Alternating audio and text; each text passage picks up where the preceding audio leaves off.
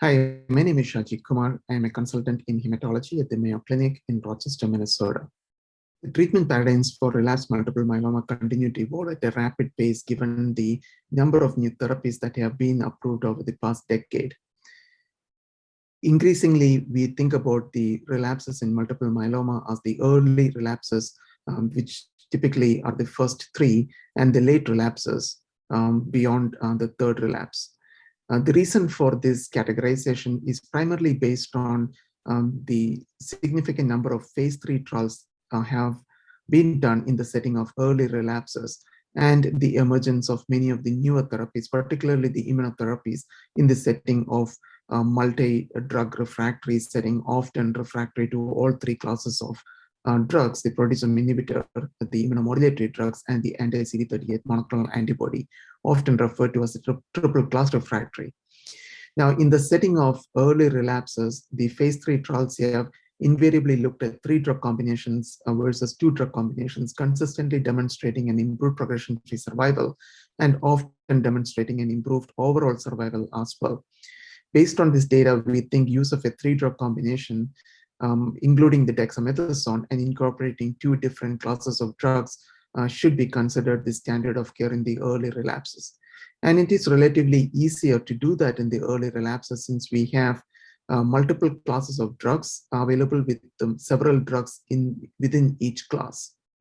In particular, the anti-CD38 antibodies, the proteasome inhibitors, and the immunomodulatory drugs, and alkylating agents like cyclophosphamide. Now, using these 3 drug classes or 4 drug classes, we are able to come up with a variety of different triplets that can be used in a sequential fashion, ensuring that each regimen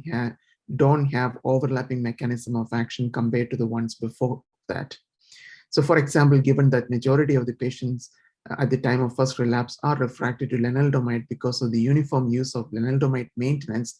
regimens that combine anti-CD38 antibodies like daratumumab or isatuximab with a proteasome inhibitor like carfilzomib or a second-generation immunomodulatory drug like pomalidomide is increasingly being used in the setting of first relapse. And this is also supported by phase 3 data like CANTOR and ICARIA, which have looked at these different combinations. Now, when the patients do relapse after the use of an anti-CD38 with a next generation IMiD, then these patients can go to a proteasome inhibitor with an alkylating agent, for example, or if they are relapsing on an anti-CD38 with a third generation or a second generation immunomodulatory drug, they can certainly go on to again other combinations that may include a proteasome inhibitors. So I think the key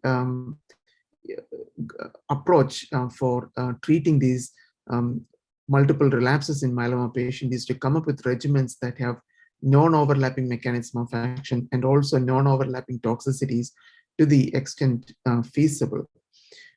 Clearly, the exact regimen should be based on a number of factors, including the refractoriness to the drug, prior experience with the drug, frailty status of the patient, patient preference for IV versus oral drugs, including other characteristics. So it is easy to do these mix and match combinations in the early lines of therapy, but as patients go through these classes of drugs and become triple class refractory or penta-drug refractory, then clearly the options for combinations dwindles, and we are increasingly relying on these newer therapies like immunotherapies, including CAR-T and bispecifics or antibody drug conjugates, and drugs like venetoclax for the translocation 11-14 patients, and also drugs like selinexor in those late relapse settings.